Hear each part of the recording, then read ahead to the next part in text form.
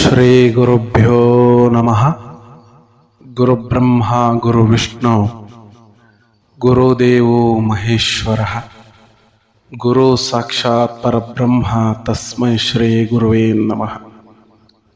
ಹಲವು ಮಾತೇನು ನೀನೊಲಿದು ಪಾದವನಿಟ್ಟ ನೆಲವೇ ಸುಕ್ಷೇತ್ರ, ಜಲವೇ ಪಾವನ ತೀರ್ಥ, ಸುಲಭ ಶ್ರೀ ಗುರುವೇ ಕೃಪೆಯಾಗು.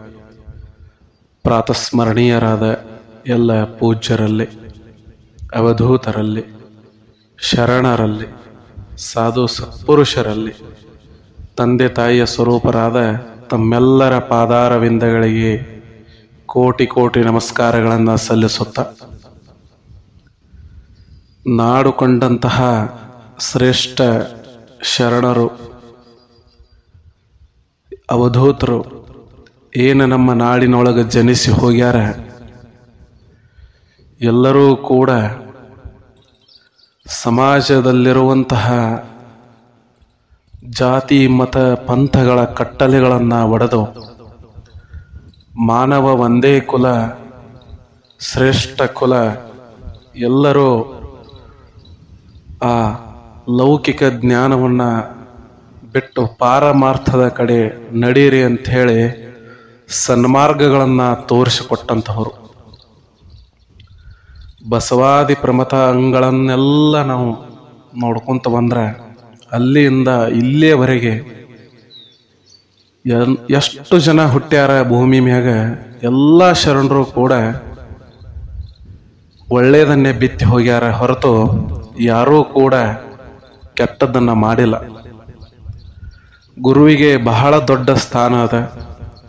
ಅಂತಹ ಗುರುಸ್ಥಾನದೊಳಗೆ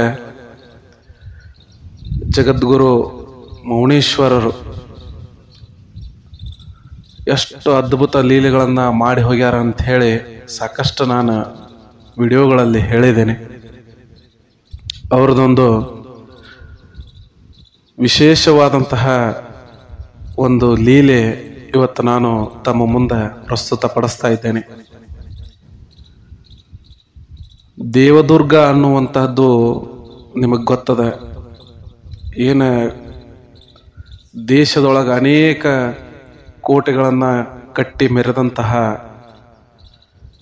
ರಾಜರಿದ್ರು. ಅಂತಹ ರಾಜರು ಏನೇ ಕೆಲಸ ಮಾಡಬೇಕಾದ್ರೂ ಗುರುವಿನ ಮಾರ್ಗದರ್ಶನ ಇಲ್ಲದ ಮಾಡ್ತಿಲ್ಲಾಗಿದ್ರು. ಅಂತಹ ಕೋಟೆ ನಾಡಿನಲ್ಲಿ ದೇವದುರ್ಗ ಅನ್ನುವಂಥದ್ದೊಂದು ಊರು. ದೇವದುರ್ಗದ ಎಂತಹ ವಿಶೇಷವಾದಂತಹ ಅದಕ್ಕೆ ಸ್ಥಾನ ಅದ ಅಂಥೇಳಿ ಇತಿಹಾಸದೊಳಗೆ ನಿಮಗೆ ಗೊತ್ತದ. ಇಂತಹ ದೇವದುರ್ಗದಲ್ಲಿ, ರಾಯಚೂರು ಹತ್ರ ದೇವದುರ್ಗದಲ್ಲಿ ಒಂದು ವಿಶ್ವಕರ್ಮ ಕುಟುಂಬ, ಗುರುವಪ್ಪ ಮತ್ತು ಶಂಕರಮ್ಮ ಅನ್ನುವಂತಹ ದಂಪತಿಗಳು. ದೇವದುರ್ಗದೊಳಗೆ ನೋಡ್ರಿ, ಆ ದಂಪತಿಗಳು ಸದಾಕಾಲ ಪೂಜಾ ಕೈಂಕರ್ಯಗಳನ್ನು ಮಾಡ್ಕೊಂತ ಗುರು ಮೌನೇಶ್ವರನನ್ನ ಆರಾಧಿಸುತ್ತ ಜೀವನವನ್ನು ಸಾಗಿಸ್ತಾ ಇರ್ತಾರೆ. ಎಷ್ಟು ಆಸ್ತಿ ಇದ್ರೇನು, ಎಷ್ಟು ಸಂತೋಷ ಇದ್ರೇನು, ಅವ್ರದ್ದೊಂದು ಅಳುಕು ಬಹಳ ಕಾಡ್ತಿತ್ತು ಅವರಿಗೆ. ಯಾಕಂದ್ರೆ ಅವರಿಗೆ ಸಂತಾನ ಭಾಗ್ಯ ಅನ್ನುವಂಥದ್ದೊಂದು ಇರಲಿಲ್ಲ. ಈ ಸಂತಾನ ಭಾಗ್ಯಕ್ಕಾಗಿ ಬಹಳಷ್ಟು ಹಪಹಪಿಸ್ತಾ ಇದ್ರು. ನಮಗೂ ಕೂಡ ಸಂತಾನ ಆಗಿತ್ತು, ನಮ್ಮ ವಂಶ ಬೆಳೆದಿತ್ತು ಅನ್ನುವಂಥದ್ದೊಂದು ಆಶಾಭಾವನೆ ನೋಡ್ರಿ ಅವರ ಮನಸ್ಸಿನೊಳಗೆ ಬಹಳ ಗಾಢವಾಗಿ ಬೇರೂರಿತ್ತು. ಹೀಗಿದ್ದಾಗ ದೇವದುರ್ಗದೊಳಗ ಏನ ನದಿ ಇತ್ತು, ಆ ನದಿ ನೋಡ್ರಿ ನಿರಂಜನೇಶ್ವರಿ ನದಿ. ಬಹಳ ಆ ಭಾಗದೊಳಗೆ ಜನರ ಎಷ್ಟು ಅವ್ರೇನು ಜನರಿಗಾಗಿ ಆ ನದಿ ಇದನ್ನ ಮಾಡಿತ್ತು ಅಂತಂದ್ರೆ, ಕೃಷಿಗಾಗ್ಲಿ, ಕುಡಿಯೋಕ್ಕಾಗ್ಲಿ, ಪವಿತ್ರ ಪೂಜೆ ಕೈಂಕರ್ಯಕ್ಕಾಗಲಿ ಆ ನದಿ ಬಹಳ ಸಹಕಾರಿಯಾಗಿತ್ತು. ಅದೊಂದು ರೀತಿ ತೀರ್ಥ ಇದ್ದ ರೀತಿ ಆ ನದಿ ಇತ್ತು, ನಿರಂಜನೇಶ್ವರಿ ನದಿ. ಹೀಗಿದ್ದಾಗ ಶರಣ ದಂಪತಿಗಳು ಇವರು ಏನಿದ್ರು ವಿಶ್ವಕರ್ಮ ಜನಾಂಗದಲ್ಲಿ ಇದ್ದವರು ನದಿ ಸ್ನಾನವನ್ನ ಮಾಡಿಕೊಂಡು ದಿನಾಲು ಪೂಜೆ ಒಳಗೆ ತೊಡಗಿರೋರು, ಗುರು ಮೌನೇಶ್ವರನನ್ನ ಮನದಲ್ಲಿ ಧ್ಯಾನಿಸುವವರು. ಹೀಗೆಲ್ಲ ಮಾಡಿಕೊಂಡು ತನ್ನ ಅಳಲು ಏನಿತ್ತು ಅದನ್ನ ಆ ತಾಯಿ ಶಂಕರಮ್ಮ ದಿನಾಲು ಶಿವನ ಮುಂದೆ ಹೇಳೋಳು, ಗುರು ಮೌನೇಶ್ವರನ ಮುಂದೆ ಹೇಳೋಳು. ಇದೊಂದು ನಮಗೆ ಆಸೆಯನ್ನ ತೀರಿಸ್ಬಿಡಪ್ಪ, ನಮ್ಗೆ ಮುಕ್ತಿ ಸಾಕು ನಮಗೆಷ್ಟೇ ಅಂಥೇಳಿ ದಿನ ಬೇಡ್ಕೊಳ್ಳೋಳು ನೋಡ್ರಿ. ಹೀಗಿದ್ದಾಗ ಏನಾಯಿತು, ಇವಳ ಭಕ್ತಿಯ ಪರಾಕಾಷ್ಠೆ ಗುರುವಿಗೆ ಮೊದಲು ತಲುಪಿತು. ಒಂದು ದಿನ ಕನಸಿನೊಳಗೆ ಜಗದ್ಗುರು ಮೌನೇಶ್ವರರು ಪ್ರತ್ಯಕ್ಷ ಆಗಿ ಹೇಳ್ತಾರೆ, ನೋಡುವ ಶಂಕರಮ್ಮ, ದಿನನಿತ್ಯ ನೀನು ಏನು ನದಿ ಸ್ನಾನವನ್ನ ಮಾಡ್ಕೊಂಡು ಬಂದು ಪೂಜಾ ಕೈಂಕರ್ಯಗಳನ್ನ ಮಾಡ್ತಾ ಇದ್ದೀಯ, ನನ್ನನ್ನು ಮನದಲ್ಲಿ ಧ್ಯಾನಿಸ್ತಾ ಇದ್ದೀಯ. ಸಾಕು, ನಿನ್ನ ಧ್ಯಾನ ನನಗೆ ಮುಟ್ಟೈತಿ, ನೀನೇನು ವಿಚಾರ ಮಾಡಬೇಡ. ನಿನಗೆ ನಾನು 2 ಮಾವಿನ ಹಣ್ಣುಗಳನ್ನ ಕೊಡ್ತೀನಿ, 2 ಮಾವಿನ ಹಣ್ಣುಗಳನ್ನ ನೀನು ಸ್ವೀಕರಿಸು. ಆದ್ರ ಒಂದು ಷರತ್ತು ನೋಡುವ ತಾಯಿ ಅಂತ ಹೇಳಿ ಅಂದ ಮೌನೇಶ್ವರ. ಏನು ಅಂತಂದ್ರ, ಮೊದಲನೇ ಮಗ ಏನ ಹುಟ್ಟತಾನ ಅವನನ್ನ ನೀನು ನದಿಯೊಳಗ ಬಿಡಬೇಕು, ಅವನ ಜವಾಬ್ದಾರಿ ನಂದು ಅಂತ ಹೇಳಿಬಿಟ್ಟ. 2ನೇ ಮಗುವನ್ನ ನೀನು ಬೆಳೆಸು, ಆದ್ರೆ 1ನೇ ಮಗು ಏನದ ಅದ ನನಗೆ ಬೇಕು ನೋಡುವ ಅಂತ ಹೇಳಿ ಆಶೀರ್ವಾದ ಮಾಡಿದ ಗುರು ಮೌನೇಶ್ವರ. ಈ ಮಾತು ಸ್ವಪ್ನದಲ್ಲಿ ಬಿದ್ದಿದ್ದೇ ತಡ ತಾಯಿ ಶಂಕರಮ್ಮ ನೋಡ್ರಿ ಒಮ್ಮೆ ಕನಸಿನಿಂದ ಎಚ್ಚೆತ್ತುಕೊಂಡ್ಲು, ಕೈಯೊಳಗ ನೋಡ್ತಾಳ 2 ಮಾವಿನ ಹಣ್ಣುಗಳು. ಕೂಡಲೇ ಪಕ್ಕದಲ್ಲಿರುವಂತಹ ಗಂಡನ ಎಬ್ಬಿಸ್ತಾಳ, ರೀ ಹೇಳ್ರಿ ಇಲ್ಲಿ ನೋಡ್ರಿ ಏನಾಗಿದೆ. ಅವ ಕಣ್ಣು ತಿಕ್ಕೊಂತ ಎದ್ದ ಗಂಡ ಎದ್ದು ನೋಡ್ತಾನ, ಇವಳ ಕೈಯೊಳಗೆ 2 ಮಾವಿನ ಹಣ್ಣು. ಅಲ್ಲ, ಈ ರಾತ್ರಿ ಈಗ ಮಾವಿನ ಹಣ್ಣುಗಳು ತಗೊಂಡು ಏನ್ ಮಾಡ್ತೀನಿ, ಎದಕ್ ತಗೊಂಡು ಎದಕ್ ಎಬ್ಸಿದ ನನ್ನ ಅಂತ ಹೇಳಿ ಕೇಳಿದ ಗುರುವಪ್ಪ, ಅವನ ಹೆಸರು. ಇಲ್ರಿ, ಮತ್ತ ನನಗ ಸ್ವಪ್ನ ಏನ್ ಬಿದ್ದಿತ್ತು, ಆ ಸ್ವಪ್ನದಾಗ ಗುರು ಮೌನೇಶ್ವರರು ಬಂದು ಹಿಂಗಂದು ಹೋಗ್ಯಾರ ನೋಡ್ರಿ, 2 ಮಾವಿನ ಹಣ್ಣುಗಳನ್ನ ಕೊಟ್ಟಾರ ಅಂತ ಹೇಳಿ ಹೇಳಿದ ಕೂಡ್ಲೆ ಗುರುವಪ್ಪಗೂ ಬಹಳ ಸಂತೋಷ ಆಯ್ತು. ಅಂತೂ ನಮ್ಮ ಮ್ಯಾಗ ಗುರು ಕರುಣೆ ತೋರಿಸಿಬಿಟ್ಟ ಅಂತ ಹೇಳಿ ಅವನಿಗೂ ಎಲ್ಲಿಲ್ಲದ ಆನಂದ. ಇದು ಆದ ನಂತರ ನೋಡ್ರಿ 2 ಹಣ್ಣುಗಳನ್ನ ಆ ತಾಯಿ ಸ್ವೀಕರಿಸಳು. ಗುರುವಿನ ಆಜ್ಞೆ ಹುಸಿಯಾಗುವುದು ಉಂಟೆ? ಇಲ್ಲ. ಅದಾದ ಕೂಡಲೇ ಸ್ವೀಕರಿಸಿದ ನಂತರ ನೋಡ್ರಿ ನಿಧಾನವಾಗಿ ಅವಳಿಗೆ ಏನಾಗ್ತಾ ಬಂತು ಅಂತಂದ್ರ, ದಿನ ಕಳೆದಂತೆ ಆ ಪ್ರಸವದ ಲಕ್ಷಣಗಳು ಅವೆಲ್ಲ ಕಾಣಿಸ್ಲಿಕ್ಕೆ ಶುರು ಆಯ್ತು. ಪ್ರಸವದ ಲಕ್ಷಣಗಳು ಕಾಣಿಸ್ಲಿಕ್ಕೆ ಶುರು ಆಯ್ತು. ವಿಪರ್ಯಾಸ ಏನು ಅಂತಂದ್ರ, ನೀವು ಅನ್ಬೋದು, ಸುಮಾರು ವರ್ಷಗಳ ಕಾಲ ಮಕ್ಕಳಾಗಿಲ್ಲ, ಅವಳಿಗೆ 45 ವರ್ಷ ದಾಟಿ ಹೋಗಿಬಿಟ್ಟಿತ್ತು ಶಂಕರಮ್ಮಗ. ಆದ್ರ ತಾಯಿಗೆ ಒಂದು ವಿಶೇಷ ಗುಣ ಇರ್ತತಿ, ಹೆಣ್ಮಕ್ಳಿಗೆ ಒಂದು ವಿಶೇಷ ಗುಣ ಇರ್ತತಿ. ಏನಪ್ಪಾ ಅಂತಂದ್ರ, ಅದು ಪ್ರತಿ ತಿಂಗಳು ಮಾಸಿಕ ಧರ್ಮ ಆಗಬೇಕು, ಮುಟ್ಟ ಆಗಬೇಕು. ಅದಿದ್ರನ ಸಂತಾನದ ಭಾಗ್ಯ ಒಲಿತದ. 45-50 ಆಸ್ಪಾಸಿಗೆ ಅದು ನಿಂತು ಹೋಗ್ತದೆ. ಇವಳಿಗೂ ಕೂಡ ಹಾಗೆ ಆಗಿತ್ತು. ಮಾಸಿಕ ಧರ್ಮ ನಿಂತು ಹೋಗಿತ್ತು. ನಿಂತು ಹೋದ ಮಾಸಿಕ ಧರ್ಮ ನೋಡ್ರಿ ಸಂತಾನಕ್ಕೆ ಅದು ಅನುಕೂಲಕರ ಅಲ್ಲ, ಅದು ಸಂತಾನ ಆಗುವುದಿಲ್ಲ ಅಂತವರಿಗೆ. ಆದ್ರ ಗುರುವಿನ ಆಶೀರ್ವಾದ ಆಗಿತ್ತು ನೋಡ್ರಿ. ಅಂತಹ ಮಾಸಿಕ ಧರ್ಮ ನಿತ್ತಂತಹ ಮಹಿಳೆಗೆ ಸಂತಾನದ ಲಕ್ಷಣಗಳ ಏನು ಕಾಣಿಸ್ಕೊಂಡು ಇದು ಎಲ್ಲಾ ಕಡೆ ಹಬ್ಬಿ ಬಿಡ್ತು. ಹೆಂಗ ಸಾಧ್ಯ ಇದು ವೈದ್ಯ ಲೋಕಕ್ಕೆ ಸವಾಲೆಸಗುವಂತಹ ಕಾರ್ಯ ಇದು. ಇದು ಹೆಂಗ ಸಾಧ್ಯ? ಹಂಗ ಆಗುವುದಿಲ್ಲಲ್ಲ ಅದು. ರಸ್ತೆಯೊಳಗ ಅಕ್ಕಪಕ್ಕದ ಮನೆಯವರೆಲ್ಲ ಅನ್ಲಿಕ್ಕತ್ರು, ಅಲ್ಲ ಶಂಕರಮ್ಮ, ಮತ್ತ ನಿನಗ ಹಿಂಗ ನಿಂತ ಹೋಗಿತ್ತಲ್ಲ, ಮಾಸಿಕ ಧರ್ಮ ನಿಂತ ಹೋಗಿತ್ತು, ಇದು ಹೆಂಗ ಶುರುವಾಯ್ತು ಇಷ್ಟು ವರ್ಷ ಆದ ನಂತರ ತಂದಾಗ, ನನ್ನ ಕೈಲಿ ಏನೈತಿ ಅದೆಲ್ಲ ಗುರುವಿನ ಮಹಿಮೆ ಐತಿ ಅಂತ ಹೇಳಿ ನಡೆದ ವೃತ್ತಾಂತವನ್ನೆಲ್ಲ ಜನರು ಹೇಳ್ತಿದ್ದಳಕ್ಕೆ. ಅವಾಗ ನೋಡ್ರಿ, ಇದನ್ನು ಕೇಳಿದಂತ ಜನನವರು ಎಂತಹ ಶ್ರೇಷ್ಠ ದಂಪತಿಗಳ ನೀವು. ಮಾಸಿಕ ಧರ್ಮ ನಿಂತರೂ ನಿಮಗ ಸಂತಾನದ ಲಕ್ಷಣಗಳ ಕಾಣಿಸ್ಯಾವತ್ತಂದ್ರೆ ಎಷ್ಟು ತ್ರಾಸ ತಗೊಂಡಿರವ ನೀವು, ಎಷ್ಟು ನಿಮ್ಮ ಮನದೊಳಗ ಭಕ್ತಿ ಅದ, ಆ ಭಕ್ತಿಗೆ ತಕ್ಕಂತಹ ಆ ವರ ನಿಮಗ ಸಿಕ್ತಲ್ವಾ ಅಂತ ಹೇಳಿ ಅವರು ಸಂತೋಷ ಪಟ್ರು. ಇನ್ನು ಕೆಲವೊಂದಿಷ್ಟು ಜನ ಇರ್ತಾರ ನೋಡ್ರಿ, ಅಯ್ಯ ಇದು ಹೆಂಗ ಆಗ್ತೈತಿ, ಏನೋ ನಡ್ಸಾಳಕಿ ಸುಮ್ ನಡ್ಸಾಳೋ, ಸುಮ್ ಹೇಳ್ತಾಳೋ ಅಂದಂಗ ಸ್ವಲ್ಪ ಕುಹಕದ ಮಾತುಗಳ ನಡೀತಿರ್ತಾವ. ಯಾಕಂದ್ರೆ ಜನರ ಬಾಯನ್ನ ಮುಚ್ಚಲಾಕ ಎಂದೂ ಸಾಧ್ಯ ಇಲ್ಲ. ಕುದಿಯುವಂತಹ ಗಡಿಗೆ ಬಾಯಿಯನ್ನ ಮುಚ್ಚಬಹುದು, ಆದ್ರೆ ಜನರ ಬಾಯನ್ನ ಮುಚ್ಚಕ್ ಸಾಧ್ಯ ಇಲ್ಲ. ನೀವು ಒಳ್ಳೇದ್ ಮಾಡ್ರು ಅನವ್ರ, ಕೆಟ್ಟ ಮಾಡ್ರು ಅನವ್ರ, ಸುಮ್ಮಿದ್ರು ಅನವ್ರ, ಮಾತಾಡ್ರು ಅನವ್ರ, ತಿರುಗಾಡ್ರು ಅನವ್ರ, ಮನ್ಯಾಗಿದ್ರು ಅನವ್ರ, ಎಲ್ಲದಕ್ಕೂ ಒಂದು ಅನವ್ರೆ ಅವರು ಜನರು. ಏನ್ ಮಾಡ್ಲಿಕ್ಕೆ ಆಗುದಿಲ್ಲ, ಅದು ಅವರವರ ಕೆಲಸ ಅವ್ರು ಮಾಡ್ಕೊಂತ ಹೋಗ್ತಿರ್ತಾರ. ಆದ್ರೆ ದಂಪತಿಗಳು ಮಾತ್ರ ಅದಕ್ಕೆ ಯಾವುದಕ್ಕೂ ಕಿವಿಗೊಡ್ಲಿಲ್ಲ. ಹಂಗ ದಿನ ಕಳೆದಂತೆ ನೋಡ್ರಿ, ನವಮಾಸ ತುಂಬಿತು, 9 ತಿಂಗಳಾಯಿತು, ಪ್ರಸವದ ವೇದನೆ ಶುರು ಆಯಿತು. ಸೂಲಗಿತ್ತಿಯರು ಬಂದು ಪ್ರಸವವನ್ನ ಮಾಡ್ಕೋಬೇಕಾಗಿತ್ತು. ನೋಡ್ರಿ, ಆ ಗುರುವಿನ ಆಜ್ಞೆ ಆಗಿತ್ತಲ್ಲ, 2 ನಿನಗೆ ಸಂತಾನ ಆಗ್ತದ ಅಂತ ಹೇಳಿ 2 ನೋಡ್ರಿ ಅವಳಿ ಜವಳಿ ಗಂಡು ಮಗು ಹುಟ್ಟುಬಿಡ್ತಾ ಸಂದರ್ಭದೊಳಗೆ.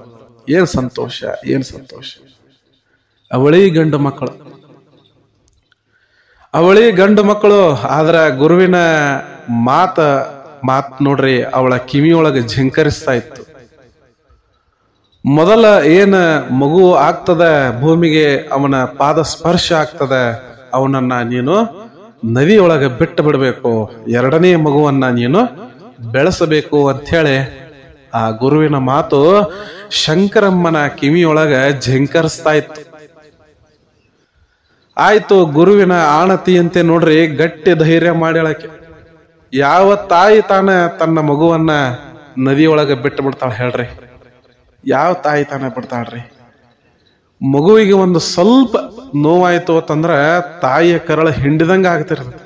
ಅಂತದ್ರೊಳಗ ಸಂಪೂರ್ಣವಾಗಿ ಮಗುವನ್ನೇ ಬಿಟ್ಟು ಬಿಡಬೇಕು ಅಂತಂದ್ರ ಆಕಿ ಎಷ್ಟು ತ್ರಾಸ ಆಗ್ತದೆ ತಾಯಿಗೆ. ಅಷ್ಟು ಗಟ್ಟಿ ಧೈರ್ಯ ಮಾಡಿದಳು ಹೆಣ್ಮಗಳು. ಅಷ್ಟು ಗಟ್ಟಿ ಧೈರ್ಯ ಮಾಡಿ 1ನೇ ಮಗುವನ್ನ ಚಿಕ್ಕದಾದಂತಹ ಒಂದು ತೆಪ್ಪ ರೆಡಿ ಮಾಡ್ಲು. ತೆಪ್ಪವನ್ನ ಕಟ್ಟಿ ಅದರ ಮೇಲೆ ಮಗುವನ್ನ ಮಲಗಿಸಿ ಆ ನದಿಯೊಳಗ ಗಂಗಾ ಮಾತೆಯನ್ನ ಏನ್ ಹರಿತಾ ಇದ್ದಳು ದೇವದುರ್ಗದೊಳಗ, ಆ ನದಿಯೊಳಗೆ ಆಕೆಯನ್ನ ಆ ಮಗುವನ್ನ ಬಿಟ್ಬಿಟ್ಲು ನೋಡ್ರಿ. ಗುರು ಮೌನೇಶ್ವರ, ಇನ್ನು ಈ ಮಗುವನ್ನ ನಾನು ನಿನಗೆ ಒಪ್ಪಿಸಿದ್ದೇನೆ, ತಗೋ ಅಂತ ಹೇಳಿ ನದಿಗೆ ಬಿಟ್ಟು ತಾಯಿ ನಮಸ್ಕಾರ ಮಾಡಿಬಿಟ್ಲು. ಎಂತ ಗಟ್ಟಿಗಿತ್ತಿ ನೋಡ್ರಿ ತಾಯಿ, ಗಟ್ಟಿಗಿತ್ತಿ. ಗುರುವಿನ ಮಾತಂದ್ರ ಮಾತು. ಗುರು ಮೌನೀಶ್ವರ ಇದನ್ನೆಲ್ಲ ನೋಡ್ತಾ ಇದ್ದ. ಗುರು ಮೌನೀಶ್ವರ ನೋಡ್ತಾ ಇದ್ದ. ಅಂತರಾತ್ಮದೊಳಗ ಗೊತ್ತಾಗ್ತಾ ಇದೆ, ಗಂಗಾ ಮಾತೆಯಲ್ಲಿ ಮಗು ತೇಲಿ ಬರ್ತಾ ಇದೆ. ಗಂಗಾ ಮಾತೆಯಲ್ಲಿ ಮಗು ತೇಲಿ ಬರ್ತಾ ಇದೆ ನೋಡ್ರಿ. ಗುರು ಮೌನೀಶ್ವರ ಎಲ್ಲೋ ಇದ್ದಾನೆ, ಆದ್ರ ನದಿಯೊಳಗಿಂದ ಒಂದು ಹಸ್ತ ಬಂದು ಮಗುವನ್ನ ತನ್ನೊಡಲಿಗೆ ತಗೊಂಡು ಹೋಯ್ತು. ಗುರುವಿನ ಹಸ್ತ ಬಂದು ತನ್ನೊಡಲಿಗೆ ಮಗುವನ್ನ ಕರ್ಕೊಂಡು ಹೋಯ್ತು. ಆನಂದದಿಂದ ಮಗುವನ್ನ ಬಿಟ್ಲು. ಇನ್ನೊಂದು ಮಗುವನ್ನ ಬೆಳೆಸ್ತಾ ಆ ಸಂತೋಷದ ಆ ರಸದೌತಣವನ್ನ, ಅವಳು ತಾಯ್ತನದ ರಸದೌತಣವನ್ನ ಉಣ್ಲಿಕ್ಕೆ ಶುರು ಮಾಡ್ರು. ನೋಡ್ರಿ, ತಾಯಿ ಸಂಪನ್ನ ಆಗುವುದು ಯಾವಾಗ ಅಂತಂದ್ರ ಮಗುವನ್ನ ಹೆತ್ತು ಅಮೃತವನ್ನ ಯಾವಾಗ ಉಣಿಸ್ತಾಳ ಮಗುವಿಗೆ, ಅವಾಗ ಸಂಪೂರ್ಣ ತಾಯ್ತನ ಅಲ್ಲಿ ಅವರು ಅನುಭವಿಸ್ತಾಳ. ಇದೇ ಅಲ್ಲೇನು ಮಹಿಳೆಗೆ ದೊಡ್ಡ ಪದವಿ. ಯಾವ ಯೂನಿವರ್ಸಿಟಿಗಳು ಎಂತ ಪದವಿ ಕೊಟ್ರೆ ಏನ್ರಿ? ಎಂತಹ ಯೂನಿವರ್ಸಿಟಿಗಳು ಬೇಕಾದಷ್ಟು ಪದವಿ ಕೊಡ್ಲಿ, ಯಾವ ಡಾಕ್ಟರೇಟ್ ಪದವಿ ಇರ್ಲಿ, ಏನ್ ಬೇಕಾದ ಕೊಡ್ಲಿ, ಆದ್ರ ತಾಯ್ತನದ ಪದವಿ ಏನದ ಬಹಳ ದೊಡ್ಡ ಪದವಿ. ಅಂತಹ ಪದವಿಯನ್ನ ಶಂಕರಮ್ಮ ಅನುಭವಿಸಿ ತನ್ನ ಕಾರ್ಯವನ್ನ ತಾನು ತೊಡಗಿಸ್ತಾ ಮಾಡ್ತಾ ಪೂಜೆ ಕೈಂಕರ್ಯಗಳಲ್ಲಿ ತೊಡಗುತ್ತಾ ಅವಳು ಆ ಮಗುವನ್ನ ಬೆಳೆಸ್ತಾ ಇದ್ರು. ಒಂದ್ ಕಡೆ ಏನಾಗ್ತಾ ಇದೆ ಅಂತಂದ್ರ ಆ ಗಂಗಾ ಮಾತೆಯ ಒಡಿಲಿನಲ್ಲಿ ಗುರು ಮೌನೇಶ್ವರನ ಆ ಆರೈಕೆಯಲ್ಲಿ ಇನ್ನೊಂದು ಹಿರಿಯ ಮಗ ಅಲ್ಲಿ ಬೆಳೀತಾ ಇದೆ. ಮುಂದೆ ಹೇಳ್ತೀನಿ ಅವನ ಕಥೆಯನ್ನ ನಾನು ಈಗ ಮುಂದೆ. ಈ ಮಗು ಒಂದ್ ಕಡೆ ಗುರುವಿನ ಹತ್ರ ಬೆಳೀತಾ ಇದ್ರ ಒಂದು ಮಗು ತಾಯಿ ಹತ್ರ ಬೆಳೀತಾ ಇದೆ. ಈ ಎರಡರ ಮಧ್ಯ ಒಂದು ವಿಶೇಷವಾದ ಘಟನೆ ಆಯಿತು. ಸುಮಾರು 12 ವರ್ಷಗಳ ನಂತರ ನೋಡ್ರಿ, ಈ ಬಸವ ಕಲ್ಯಾಣದ ಹತ್ತಿರ ಇರುವಂತಹ ಒಂದು ಸಾವಳಗಿ ಅನ್ನುವಂತಹ ಊರು. ಬಸವ ಕಲ್ಯಾಣ ಕೇಳಿರಿ ನೀವಲ್ಲ. ಬಸವ ಕಲ್ಯಾಣದ ಹತ್ತಿರ ಇರುವಂತಹ ಸಾವಳಗಿ ಊರಿನೊಳಗೆ ಶಿವಗಂಗಯ್ಯ ಎಂಬ ಮಹಾಶರಣಿದ್ದ. ಶಿವಗಂಗಯ್ಯ ಅವನ ಹೆಸರು ನೋಡ್ರಿ, ಎಂತಹ ಅದ್ಭುತ ಹೆಸರು ನೋಡ್ರಿ. ಶರಣರ ಹೆಸರೇ ಅದ್ಭುತ. ಈ ಶಿವಗಂಗಯ್ಯ ಎಂಬ ಮಹಾಶರಣ ಬಹುನಾಮಾಂಕಿತ ಪವಾಡ ಪುರುಷನಾಗಿ ಮೆರೆತಾ ಇದ್ದ. ಮಂತ್ರಾದಿ ದೇವತೆಯ ಲಿಂಗ ಮೂರ್ತಿಯೊಳು ಬಾಹ್ಯ ಭ್ರಾಂತಿ ಎಳೆದು ಮನವೆರಗಿಸಿ ಅಂತರಂಗದೊಳು ಜಪಿಸುತ್ತ ಮುಕ್ತಿ ಪಥೀಕನಾಗಿದ್ದ ಆ ಶಿವಲಿಂಗಯ್ಯ. ಇಂತಹ ಶಿವಲಿಂಗಯ್ಯ ನೋಡ್ರಿ, ತನುವೇ ಪಂಪಾ ಕ್ಷೇತ್ರ, ಮನವೇ ದೇವಸ್ಥಾನ, ವಿನುಪ ಜೀವನವೇ ವಿರೂಪಾಕ್ಷ, ಕಂಗಳ ಮಧ್ಯವೇ ಕಾಶಿಸ್ಥಳ, ಶೃಂಗಾರವೇ ಪಂಚಕೋಶ, ತುಂಗ ಪ್ರಣಯವೇ ಶ್ರೀ ವಿಶ್ವೇಶ್ವರ ಲಿಂಗ, ಶಿರವೇ ಶ್ರೀಗಿರಿ, ಮಹಾದೇವನಿರುವು ಬ್ರಹ್ಮರಂಧ್ರವೇ ಗುಡಿಯು, ಮರೆವ ಜ್ಯೋತಿ ಪ್ರಭುವೇ ಮಲ್ಲೇಶ್ವರನೆಂದು ಪರಿಭಾವಿಸಿ ಪೂಜಿಸಿ ಶಿವನ ಕೃಪೆಗೆ ಪಾತ್ರನಾಗಿದ್ದ ಶಿವಗಂಗಯ್ಯ. ಶಿವಗಂಗಯ್ಯ ಎಷ್ಟು ಅದ್ಭುತವಾದ ಮನುಷ್ಯ ರೀ, ಎಷ್ಟು ಅದ್ಭುತವಾದ ಮನುಷ್ಯ. ಇಂತಹ ಶಿವಗಂಗಯ್ಯನ ಭಕ್ತಿಗೆ ಶಿವನೇ ಪ್ರತ್ಯಕ್ಷನಾದ. ಶಿವಗಂಗಯ್ಯನ ಭಕ್ತಿಗೆ ಶಿವ ಪ್ರತ್ಯಕ್ಷನಾಗಿ ಅಂತಾನ, ಶಿವಗಂಗಯ್ಯ ಎಂತಹ ಅದ್ಭುತ ಶರಣನೋ ನೀನು, ಎಂತಹ ಅದ್ಭುತ ಶರಣ ಇತ್ತು. ಏನು ನಿನ್ನ ಭಕ್ತಿ ಪರಾಕಾಷ್ಠೆಗಳು, ಎಂತಹ ಭಕ್ತಿ. ಅಂತರಂಗದೊಳಗೊಂದು ಗುಡಿಯ ಕಟ್ಟಿ ನನ್ನನ್ನ ಜಪಿಸ್ತಾ ಇದ್ದೀಯಲ್ಲೋ, ಎಂತಹ ಶಿವಲಿಂಗ ನೀನು ಅಂತ ಹೇಳಿ ಆ ಶಿವಗಂಗಯ್ಯನನ್ನ ಶಿವನೇ ಹೊಗಳ್ತಾ ಇದ್ದಾನೆ. ನೋಡ್ರಿ, ನಮ್ಮಂತ ಪಾಮರರೆಲ್ಲ ದೇವಸ್ಥಾನಕ್ಕೆ ಹೋಗಿ ದೇವರುಗಳನ್ನ ಎಷ್ಟೋ ಸಹಸ್ರ ನಾಮಾಂಕಿತಗಳಲ್ಲಿ ಹೊಗಳಿ ಪೂಜಿಸಿದ್ರು ಕೂಡ ಅಂತರಂಗದೊಳಗ ಒಂದ್ ಸ್ವಲ್ಪ ಭಕ್ತಿ ಇರ್ಲಿಲ್ಲ ಅಂತಂದ್ರ ಎಲ್ಲಾ ಪೂಜಾ ವ್ಯರ್ಥ ಅಲ್ಲೇನ್ರಿ, ಎಲ್ಲಾ ಪೂಜಾ ವ್ಯರ್ಥ ಅಲ್ಲೇನು. ಇಂತಹ ಶಿವಗಂಗಯ್ಯನನ್ನ ಶಿವನೇ ಹೊಗಳತಾನ ಅಂತಂದ್ರ ಅವ ಎಂತ ಮನುಷ್ಯ ಇರಬೇಕು, ಎಂತ ಶರಣ ಇರ್ಬೇಕವ, ಎಂತ ಶರಣ ಇರಬೇಕು.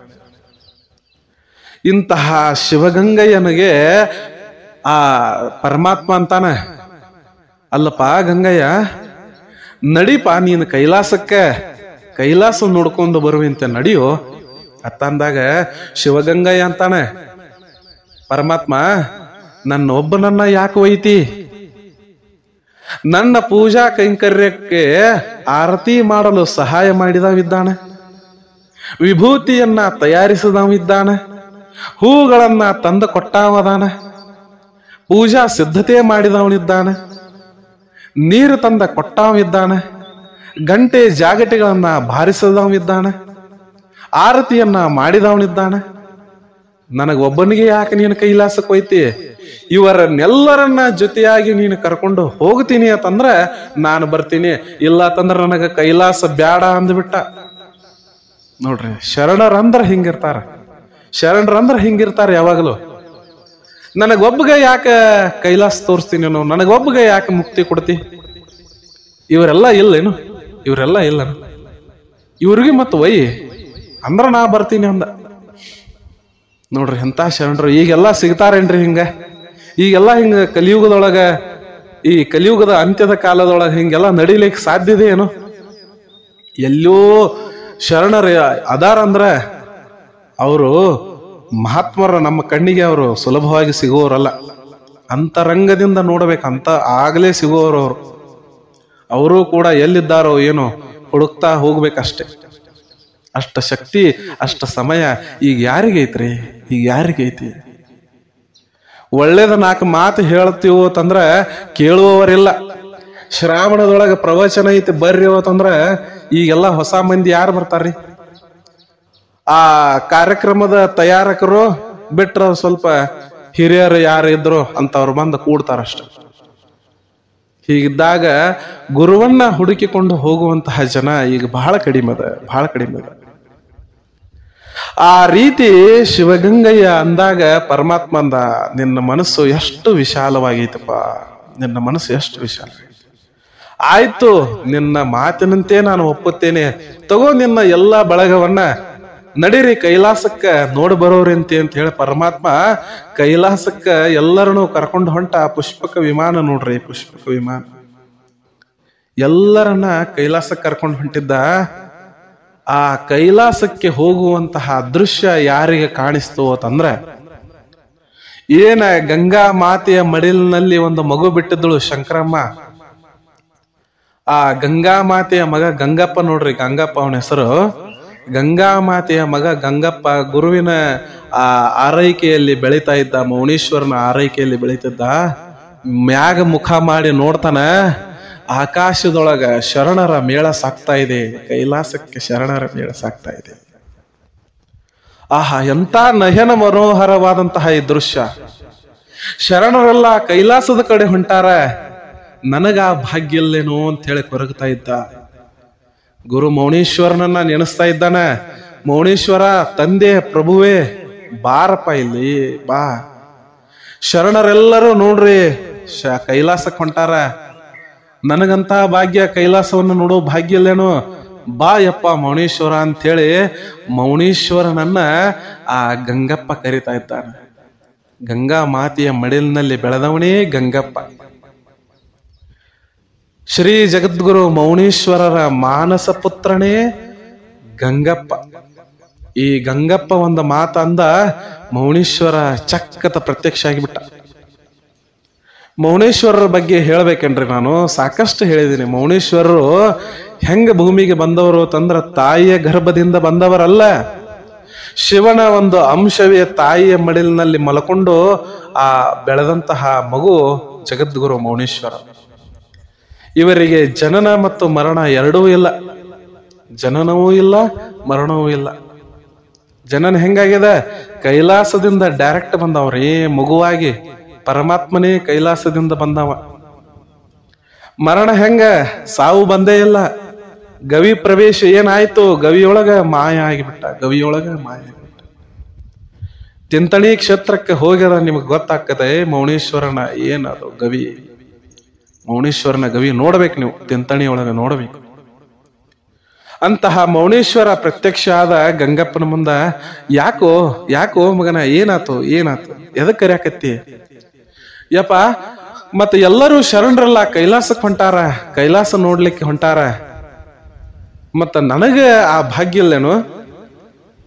ನಾನು ಯಾವ ಕೆಟ್ಟ ಕೆಲಸ ಮಾಡಿರಬೇಕು ಅಂತಹ ಭಾಗ್ಯ ನನಗೆ ಸಿಕ್ಕಿಲ್ಲ ಅಂದ್ರ ನನಗೆ ಸ್ವಲ್ಪ ಹೇಳ ನೋಡೋದನ್ನ ಅಂತ ಹೇಳ ಅಂದಾಗ ಮೌನೇಶ್ವರ ಅಂದ್ರು, ಆ ಶರಣರ ಕೈಲಾಸಕ್ಕೆ ಹೋಗುವಂತಹ ದೃಶ್ಯ ನಿನ್ನ ಕಣ್ಣಿಗೆ ಬಿದ್ದದ? ನಿನ್ನ ಕಣ್ಣಿಗೆ ಅದು ಬಿದ್ದೈತಿ ಅಂತಂದ್ರ ನಿನ್ನಂತಹ ಭಾಗ್ಯಶಾಲಿ ಯಾರೂ ಇಲ್ಲೋ ತಂದ ಮೌನೇಶ್ವರ. ಯಾಕಯ್ಯಪ್ಪ ಹೆಂಗ? ಅಲ್ಲಪ್ಪ, ಕೈಲಾಸಕ್ಕೆ ಶರಣರ ಮೇಳ ಹೊಂಟಿದ್ದು ಯಾರಿಗೆ ತಾನೇ ಕಾಣಿಸ್ತೈತಿ? ಪರಮ ಪವಿತ್ರವಾದ ಆತ್ಮಗಳಿಗೆ ಮಾತ್ರ ಇದು ಗೋಚರಿಸ್ತೈತಿ. ಓ ಗಂಗಪ್ಪ, ಮತ್ತ ನೀನಿಂತ ಪವಿತ್ರವಾದ ಆತ್ಮ ಇದೆಯಲ್ಲ, ಮತ್ತ ನಿನಗ ಗೋಚಾರ ಆಗೈತಿ ಅಂದ್ರ ನೀನ್ ಯಾವ ತಪ್ಪು ಮಾಡ್ತೀಯೋ? ನೀನು ನನ್ನ ಮಗ ಇದ್ದಿ ಅಂತ ಹೇಳಿ ಅಂದ್ರ ಅವ್ರು. ನೀನು ನನ್ನ ಮಗ ಇದ್ದಿ, ನೀನು ಕೈಲಾಸ ನೋಡ್ಬೇಕಿಲ್ಲೋ, ನಡಿ ನನ್ನ ಜೊತೆ ಅಂತ ಹೇಳಿ ಕರ್ಕೊಂಡ ಆ ಕ್ಷೇತ್ರ. ನಿಮಗ್ ಗೊತ್ತದ, ತಿಂತಣಿ ಕ್ಷೇತ್ರದ ಆಸ್ಪಾಸ್ ಕೃಷ್ಣಾ ನದಿ ಹರಿತಾ ಇದ್ದಾಳ, ಅಷ್ಟು ಅದ್ಭುತವಾಗಿ ಹರಿತಾ ಇದ್ದಾಳೆ. ಅಲ್ಲೇ ಗುಡ್ಡಗಾಡ ಪ್ರದೇಶದೊಳಗೆ ನೋಡ್ರಿ, ಆಗಿನ ಸಂದರ್ಭದೊಳಗ 17ನೇ ಶತಮಾನದ ಆಸ್ಪಾಸಿನೊಳಗೆ ಇದು ನಡೆದ ಘಟನೆ. ಈ ಸಂದರ್ಭದೊಳಗ ಎಲ್ಲ ಪ್ರಕೃತಿ ನಯನ ಮನೋಹರವಾದ ಪ್ರಕೃತಿ. ಅಂತಹ ಪ್ರಕೃತಿಯ ಗುಡ್ಡಗಾಡ ಪ್ರದೇಶದೊಳಗ ಮೌನೇಶ್ವರ ಒಂದು ಬಂಡೆಗಲ್ಲ ಮ್ಯಾಗ ಆ ಗಂಗಪ್ಪನ ಕುಣಿಸಿದ. ನೋಡಪ್ಪ, ಕೈಲಾಸ ಪರ್ವತ ಅನ್ನೋದು, ಕೈಲಾಸವನ್ನ ನೋಡಬೇಕನ್ನೋದು ಎಲ್ಲಾ ಶರಣರ ಅದು ಇಚ್ಛೆ, ಎಲ್ಲಾ ಮಹಾ ಸಾಧು ಸಂತರ ಇಚ್ಛೆ. ಆದ್ರೆ ಅದು ನೆರವೇರೋದು ಮಾತ್ರ ಬಹಳ ಕಡಿಮೆ ಜನಕ್ಕಪ್ಪ, ಬಹಳ ಕಡಿಮೆ ಜನಕ್ಕೆ. ಅಂತಹ ನಿಷ್ಕಲ್ಮಶವಾದ ಭಕ್ತಿ ಚಾರಿತ್ರ್ಯ ಉಳ್ಳವ ಯಾರು ಇದ್ದಾರ ಅಂತವರಿಗೆ ಮಾತ್ರ ಕೈಲಾಸ ದರ್ಶನ ಆಗ್ತೈತೋ, ಎಲ್ಲಾರಿಗೂ ಆಗಲಿ ಅಂತಂದ್ರ ಅದು ಆಗುದಿಲ್ಲಪ್ಪ ಅಂತ ಹೇಳಿ ಅಂದ್ರು. ಅದರ ಜೊತೆ ಏನಂತಾರ, ಕೈಲಾಸವನ್ನ ನೀನು ನೋಡಿಬಿಟ್ರ, ಕೈಲಾಸವೊಮ್ಮೆ ನೀನು ನೋಡಿಬಿಟ್ರ ಜನ್ಮ ಸಾರ್ಥಕ. ಈ ಭುವಿಯೊಳಗ ಹುಟ್ಟಿದ್ದು ಕೂಡ ನಮ್ಮದೊಂದು ಪುಣ್ಯ.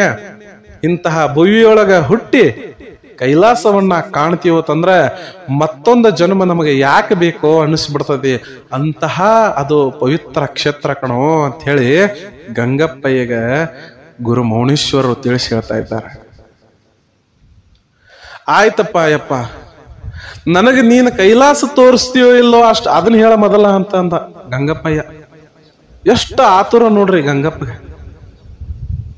ನೀನ್ ಏನಾರ ಮಾಡ್ತೀನಿ ನನಗೆ ಗೊತ್ತಿಲ್ಲ, ನನಗೆ ಕೈಲಾಸ ತೋರಿಸ್ತೀವೋ ಇಲ್ಲೋ. ನೋಡ್ರಿ, ಮೌನೇಶ್ವರರ ಮ್ಯಾಗ ಅವ ಅನುಮಾನ ಪಡ್ಲಿಕ್ಕತ್ತಾನ. ಅವರೆಲ್ಲ ಹೋಗ್ತಾರ, ಆಯ್ತು ಕರೆ ನಾನು ಯಾವ ತಪ್ಪು ಮಾಡೀನಿ, ನಾನು ಕೈಲಾಸ ನೋಡೋಣಿ ಅಂತ ಅವನೊಂದು ಹಠ. ನೋಡ್ರಿ, ಮಕ್ಕಳ ಹಠ ಯಾರ ಮುಂದಿರತ್ರಿ? ಮಕ್ಕಳ ಹಠ ಯಾರ ಮುಂದಿರತೈತಿ? ತಂದೆ ಮುಂದಿರತೈತಿ ಒಂದು, ತಾಯಿ ಮುಂದಿರತೈತಿ ಒಂದು. ಹಂಗ ತಂದೆ ಆದಂತಹ ಈ ಗುರು ಮೌನೇಶ್ವರನ ಮುಂದ ಗಂಗಪ್ಪಯ್ಯ ಹಠ ಮಾಡ್ಲಾರ್ದ ಮತ್ಯಾರ ಮುಂದ ಮಾಡ್ಬೇಕ್ರಿ? ಮತ್ಯಾರ ಮುಂದ ಮಾಡ್ಬೇಕು? ಮಕ್ಕಳ ತಂದೆ ಮುಂದ ಹಠ ಮಾಡುವುದಿಲ್ಲೇನು? ನನಗಾದ ಕೊಂಡಿಸ್ಬಿಡು, ಇದು ಕೊಂಡಿಸ್ಬಿಡು, ನನಗಾದ ಬೇಕು, ಇದು ಬೇಕು ಅಂತ ಹೇಳಿ ಹಠ ಮಾಡ್ತಿರ್ತಾವ. ಯಾವುದು ಯೋಗ್ಯದ, ಯಾವುದು ಯೋಗ್ಯ ಇಲ್ಲ ಅದನ್ನ ಅರಿತು ತಂದೆ ಅದನ್ನ ನೀಡ್ತಿರ್ತಾನ. ವಯಸ್ಸಿಗೆ ಅನುಗುಣವಾಗಿ, ಅವರ ಬುದ್ಧಿ ಮಟ್ಟಕ್ಕೆ ಅನುಗುಣವಾಗಿ, ಅವರ ಆ ಚಾರಿತ್ರ್ಯಕ್ಕೆ ಅನುಗುಣವಾಗಿ ಅದನ್ನ ತಂದೆ ಒದಗಿಸ್ತಿರ್ತಾನ. ಆ ರೀತಿ ನಾವು ಬದುಕ್ಬೇಕಷ್ಟೇ, ಬದುಕ್ಬೇಕಷ್ಟೇ ಆ ರೀತಿ. ಹಂಗ ಗುರು ಮೌನೇಶ್ವರ, ಆಯ್ತಪ್ಪ ಆಯ್ತ, ಯಾಕೆ ಗಡಬಡಿ ಮಾಡ್ತೀಯೋ, ಯಾಕೆ ಗಡಬಡಿ ಮಾಡ್ತೀವಿ? ನೀನ್ ನೋಡ್ಬೇಕಿಲ್ಲ ಕೈಲಾಸ? ಸರಿ, ಕೈಲಾಸವನ್ನ ನೋಡ್ಬೇಕಾದ್ರ ಗಟ್ಟಿ ಹೃದಯವನ್ನ ಮಾಡಕೋ. ಯಾಕಂದ್ರ ಅಲ್ಲಿ ಎಲ್ಲರೂ ಅದಾರ. ಕೈಲಾಸ ಪರ್ವತದಲ್ಲಿ ಎಲ್ಲರೂ ನಿನಗ ಕಾಣಿಸ್ತಾರ. ಭಯಭೀತನಾಗಬೇಡ, ಭಯಭೀತನಾಗಬೇಡ ಅಂತ ಹೇಳಿ ಅಂದಾಗ ಗಂಗಪ್ಪಯ್ಯ ನೋಡ್ರಿ, ಆ ತಂದೆಗಂತ ಇದ್ದಾನ, ಮೌನೇಶ್ವರ್ಗಂತ ಇದ್ದಾನ, ನಾನು ನಿನ್ನ ಮಗ ಭಯಭೀತನಾಗುವುದುಂಟೆ? ಹಂಗ ಸಾಧ್ಯನೇ ಇಲ್ಲ. ಅಷ್ಟಕ್ಕೂ ನಾನು ಭಯಭೀತನಾಗ್ತೀನಿ ಅಂತ ಹೇಳಿ ನಿನಗೆ ಗೊತ್ತಿದ್ರ ನನಗ್ ಕಳಿಸ್ಬೇಡ ತಗೊಂಡಿ ಅಂತ ಹೇಳಿ ಮತ್ ಹಿಂಗೂ ಮಾತಾಡ್ಲಿಕ್ಕತ್ತಾನ. ನೋಡ್ರಿ ಹೆಂಗದಾವ ಮಾತು. ತಂದೆ ಮಗನ ಮಾತ್ರ ಇವು, ತಂದೆ ಮಗನ ಮಾತು. ಆಯ್ತಪ್ಪ ಆಯ್ತು, ನಿನ್ನ ಕರ್ಕೊಂಡು ಹೋಗ್ತೀನಿ ತಗೋ ಅಂತ ಹೇಳಿ ಮೌನೇಶ್ವರರು ಒಂದು ಹಸ್ತವನ್ನ ಏನಪ್ಪಾ ಅಂತಂದ್ರ ಆ ಗಂಗಪ್ಪಯ್ಯನ ಹಣೆ ಮ್ಯಾಗ ಇಟ್ರು. ಗಂಗಪ್ಪಯ್ಯನ ಹಣೆಗೆ ಹಚ್ಚಿದ್ರು ಒಂದು ಹಸ್ತವನ್ನ. ಇನ್ನೊಂದು ಹಸ್ತವನ್ನ ಅವನ ಕಣ್ಣ ಮುಂದೆ ಏನಪ್ಪಾ ಅಂದ್ರೆ ಹಿಡಿದಿದ್ರು. ಗಂಗಪ್ಪಯ್ಯ ಈಗ ಕಣ್ಣ ಮುಚ್ಚು, ಗಂಗಪ್ಪಯ್ಯ ಈಗ ಕಣ್ಣು ಮುಚ್ಚು, ನಾನು ಯಾವಾಗ ಕಣ್ಣ ತೆಗಿ ಅಂತೀನಲ್ಲ ಅವಾಗ ನೀನೇನಪ್ಪಾ ಅಂತಂದ್ರ ಕಣ್ಣ ತೆಗೆದು ನೋಡು ಅಂತ ಹೇಳಿ ಅಂದಾಗ, ಆಯ್ತು ತಂದೆ ಅಂತ ಹೇಳಿ ಆ ತಂದೆಯ ಮಾತಿನಂತೆ ಗಂಗಪ್ಪಯ್ಯ ಕಣ್ಣು ಮುಚ್ಚಿದ. ಕಣ್ಣು ಮುಚ್ಚಿದ. ಒಂದು ಹಸ್ತ ಏನದ ಗಂಗಪ್ಪಯ್ಯನ ಹಣೆಯ ಮೇಲದ, ಇನ್ನೊಂದು ಹಸ್ತ ಗಂಗಪ್ಪಯ್ಯನ ಕಣ್ಣ ಮುಂದೆ ಹಿಡಿದಾರ ಮೌನೇಶ್ವರರು. ಗಂಗಪ್ಪ ನಿಧಾನವಾಗಿ ಕಣ್ಣು ತೆಗೆದ ಕೈಲಾಸವನ್ನ ನೋಡು ಅಂತ ಹೇಳಿ ಹೇಳಿದಾಗ ನೋಡ್ರಿ, ಈ ಶಬ್ದ ಗಂಗಪ್ಪಯ್ಯನ ಕಿವಿ ಮ್ಯಾಗ ಬಿದ್ದಿದ್ದ ತಡದ ನಿಧಾನವಾಗಿ ಕಣ್ಣು ತೆಗೆದು ನೋಡ್ತಾನ. ಆ ಮೌನೇಶ್ವರ ಹಸ್ತದಲ್ಲಿ ಅವ ಲೀನಾಗಿ ಹೋಗಿಬಿಟ್ಟ. ಮೌನೇಶ್ವರ ಹಸ್ತದೊಳಗ ಲೀನಾದ. ಏನು ಕಾಣಿಸ್ತಾ ಇದ್ದಾರೆ? ಕೈಲಾಸ ಪರ್ವತಗಳು, ಎಲ್ಲಾ ದೇವಾನು ದೇವತೆಗಳ ಗಣ ಎಲ್ಲವೂ ಎಷ್ಟು ಸುಂದರವಾಗಿ ಕಾಣ್ತಾ ಇದೆ, ಎಷ್ಟು ಸುಂದರವಾಗಿ ಕಾಣ್ತಾ ಇದೆ. ಆ ಶಿವ ಪಾರ್ವತಿಯರು ಒಂದ ಕಡೆ, ಎಲ್ಲ ದೈವಿ ಗಣ ಒಂದ ಕಡೆ, ನಾರದ ಮುನಿಗಳು ಒಂದ ಕಡೆ, ಗಣಪತಿ ಒಂದ ಕಡೆ, ಆ ಸುಬ್ರಹ್ಮಣ್ಯ ಒಂದ ಕಡೆ, ಇಂದ್ರನ ಪದವಿ ಒಂದ ಕಡೆ, ಸ್ವರ್ಗ ಒಂದ ಕಡೆ, ನರಕ ಒಂದ ಕಡೆ. ಏನು ನೋಡ್ತಿ ನೋಡು ಗಂಗಪ್ಪಯ್ಯ, ನಿನಗೆ ಏನು ನೋಡಂಗ ಅನಿಸ್ತೈತಿ ನೋಡ. ನೋಡ್ರಿ, ಆ ಕೈಲಾಸಕ್ಕೆ ಹೋಗೋದರೇ ಆಗಲಿ, ವೈಕುಂಠಕ್ಕೆ ಹೋಗೋದರೇ ಆಗಲಿ, ನೀ ಎಲ್ಲೇ ಹೋಗು, ಎಲ್ಲೇ ಹೋಗು, ಆದ್ರೆ ಮನಶುದ್ಧಿಯಾಗಿ ಹೋಗು, ತನುಶುದ್ಧಿಯಾಗಿ ಹೋಗು, ಚಿತ್ತಶುದ್ಧಿಯಾಗಿ ಹೋಗು. ಎಲ್ಲಾ ಶುದ್ಧಿ ಇತ್ತಂದ್ರ ಅಂತವರಿಗೆ ಮಾತ್ರ ಅದೆಲ್ಲ ಕಾಣಿಸ್ತತಿ. ನಮ್ಮಂತ ಪಾಮರರಿಗೆಲ್ಲ ಎಲ್ಲಿ ಕಾಣಿಸ್ತತ್ರಿ? ನಮ್ಮಂತ ಪಾಮರರಿಗೆಲ್ಲ ಏನ್ ಕಾಣಿಸ್ತದ? ಭುವಿಯೊಳಗಿರುವಂತಹ ಪ್ರಕೃತಿ ಸೌಂದರ್ಯವನ್ನೇ ಕಾಣದಂತಹ ಜನಗಳ ನಾವು. ಜನರ ಆ ಮಧ್ಯದಲ್ಲಿದ್ದು ಜನರ ಪ್ರೀತಿ ವಿಶ್ವಾಸಗಳನ್ನೇ ಕಾಣದಂತಹ ಜನ ನಾವು. ಇನ್ನ ಕೈಲಾಸ ಕಾಣುವಂಗ ನಮಗೆಲ್ಲ ಭಾಗ್ಯ ಉಂಟೇನು? ಭಾಗ್ಯ ಉಂಟೇನು? ಹೀಗಿದ್ದಾಗ ಗಂಗಪ್ಪಯ್ಯ ನೋಡ್ರಿ ಎಲ್ಲವನ್ನ ನೋಡ್ತಾ ಇದ್ದ. ನಯನ ಮನೋಹರವಾದ ದೃಶ್ಯ. ತ್ರಿಮೂರ್ತಿಗಳೆಲ್ಲ ಒಂದ್ ಕಡೆ ನಿಂತು ಬಿಟ್ಟಾರಲ್ರಿ. ತ್ರಿಮೂರ್ತಿಗಳೆಲ್ಲ ಒಂದ್ ಕಡೆ ನಿಂತು ಬಿಟ್ಟಾರ. ಬ್ರಹ್ಮ ಒಂದ್ ಕಡೆ ಇದ್ದಾನ, ಶಿವ ಒಂದ್ ಕಡೆ ಇದ್ದಾನ, ವಿಷ್ಣು ಒಂದ್ ಕಡೆ ಇದ್ದಾನ. ತ್ರಿಮೂರ್ತಿಗಳನ್ನ ನೋಡಿ ದಂಗಾಗಿ ಹೋಗ್ಬಿಟ್ಟ ಗಂಗಪ್ಪಯ್ಯ. ಯಪ್ಪ, ಎಂತಹ ಲೋಕ ಇದು! ಎಂತಹ ಲೋಕ! ಎಂತಹ ಲೋಕ! ಭವ್ಯವಾದ ಲೋಕ ಇದು. ಇದನ್ನೆಲ್ಲ ನೋಡ್ಕೊಂಡು ಬಂದ, ಎಲ್ಲ ನೋಡಿದ ಹಂಗ ಕಿವಿಯೊಳಗ ಮೌನೇಶ್ವರ ಮಾತುಗಳ ಕೇಳಿಸ್ತಾ ಇದ್ದಾವ. ಗಂಗಪ್ಪಯ್ಯ ನೋಡಿದೇನಪ್ಪ ಎಲ್ಲ? ಹಾ ಅಪ್ಪಾಜಿ, ಎಲ್ಲ ನೋಡ್ತಾ ಇದ್ದೇನೆ. ಹಂಗಾದ್ರ ನನ್ನ ಸೇವೆಯನ್ನ ಮಾಡ್ತಾ ನೀನು ಭುವಿಯೊಳಗಿರ್ತೀಯೋ ಯಾನ್ ಇದೇ ಕೈಲಾಸದೊಳಗಿರ್ತೀಯೋ ತಂದ ಮೌನೇಶ್ವರ. ನೋಡ್ರಿ, ಮಾತಿನ ತಾತ್ಪರ್ಯ ಅರ್ಥ ಮಾಡ್ಕೋರಿಲ್ಲೇ. ನನ್ನ ಸೇವೆಯನ್ನ ಮಾಡ್ತಾ ನೀನು ಭುವಿಯೊಳಗಿರ್ತೀಯೋ ಏನ ಈ ಕೈಲಾಸ ಕಂಡ ನಂತರ ಇಲ್ಲೇ ಇರ್ತೀಯೋ? ಗಂಗಪ್ಪಯ್ಯ ನೋಡ್ರಿ ಮೌನೇಶ್ವರರ ಮಾನಸ ಪುತ್ರ ಇವ. ಮೌನೇಶ್ವರರ ಮಾನಸ ಪುತ್ರ ಮಾತು ಹೆಂಗಿರ್ತಾವ ನೋಡ್ರಿ. ಯಪ್ಪ, ಕೈಲಾಸವನ್ನ ತೋರಿಸುವಂತಹ ತಂದೆನೂ ನೀನೇ, ಗುರುನು ನೀನೇ. ಗುರುವಿನ ಜೋಡಿ ಇಲ್ಲಾರ್ದ ನಾ ಯಾಕೆ ಕೈಲಾಸದೊಳಗಿರ್ಲಿ? ನಾನು ಸಾಯುವವರೆಗೂ ನಿನ್ನ ಪಾದ ಧೂಳಿಗೆ ಸಮನಾಗಿ ಇರುತ್ತೇನೆ, ನಿನ್ನ ಸೇವೆಯನ್ನ ಮಾಡ್ಕೊಂತ ಇರುತ್ತೇನೆ ತಂದ ಎಂಥ ಮಾತಾಡಿಬಿಟ್ರಿ ಗಂಗಪ್ಪಯ್ಯ, ಎಂಥ ಮಾತಾಡಿಬಿಟ್ಟ. ಇದು ಮಾತು ಅಂತಂದ್ರ. ನಾವ್ ಯಾವ್ದಾರ ಒಂದು ಚಲೋ ಕಾಣಿಸ್ತಂದ್ರ ಇದನ್ನ ಬಿಡ್ತೀವೋ, ಅದನ್ನ ಹಿಡ್ಕೊಂಡು ಹೊಂಟು ಬಿಡ್ತೀವಿ. ಅಲ್ಲ, ನಮಗ ಈ ಸ್ಥಳಕ್ಕೆ ಕರ್ಕೊಂಡು ಬಂದವ್ರು ಯಾರು? ನಮ್ಮನ್ನ ಇಷ್ಟು ದೊಡ್ಡವ್ರನ್ನ ಮಾಡಿದವ್ರು ಯಾರು? ನಮಗ ಬುದ್ಧಿ ತಿಳುವಳಿಕೆ ಕೊಟ್ಟವ್ರು ಯಾರು? ಅದನ್ನೆಲ್ಲ ಬಿಡ್ತೀವೋ, ಏನೋ ಒಂದು ಮಾಡ್ಕೊಂತ ಹೋಗುತ್ತಿರ್ತೀವಿ. ಕಬೀರ್ ದಾಸರು ಒಂದ್ ಕಡೆ ಅಂತಾರ, ಗುರು ಗೋವಿಂದ ದೋವು ಕಡೆ ಕಾಕೇಲಾಗೋ ಪಾಯ್, ಬಲಿಹಾರಿ ಗುರು ಅಪನೇ ಗೋವಿಂದ ದಿಯೋ ಬತಾಯ್. ಇಬ್ರು ನಿಂತಾರ, ಗುರುನು ನಿಂತಾನ, ಭಗವಂತ ನಿಂತಾನ.